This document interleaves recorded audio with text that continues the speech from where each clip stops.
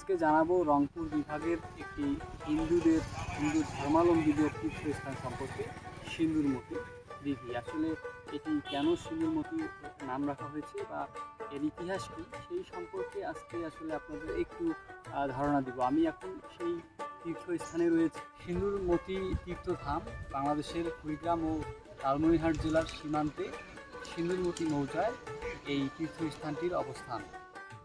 এটি সিন্দুরমতির তীর্থস্থানকে কেন্দ্র করে প্রতিষ্ঠিত হয়েছে।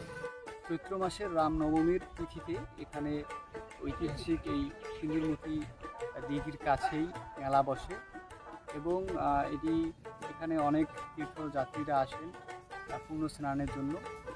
আর আরেকটি বিষয় সেটি হচ্ছে 1975 সালে এই দিঘিকে সংস্কারের উদ্যোগ নেওয়া হয়েছে। সে সময় কিছু ঐতিহাসিক মুদ্রা ও মূর্তি পাওয়া গিয়েছিল, যা বর্তমানে জাতীয় জাদুঘরে সংরক্ষণ করে রাখা হয়েছে। কথিত আছে জনৈক হিন্দু জমিদার রাজনারায়ণ চক্রবর্তী সন্তান লাভের বাসনায় এই দিঘিটি খনন করেছিলেন।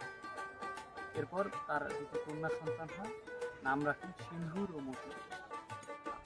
খনন কাজ সম্পন্ন হলেও পুকুরে জল উঠছিল না। তার রাজনারায়ণ চক্রবর্তী সেই দিঘির মাঝখানে পুজোর আয়োজন করে এবং সেই পূজাটি হয় এই দিঘির ঠিক মাঝখানে।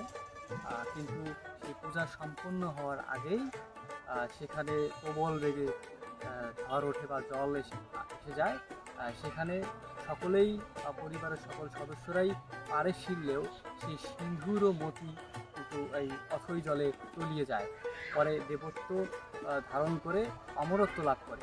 সেই থেকে এই সিন্দুরমতি দিঘির এই পুজো বা সিন্দুরমতি দিঘির এই নামকরণ বা এই ইতিহাস এভাবেই তৈরি হয়েছিল।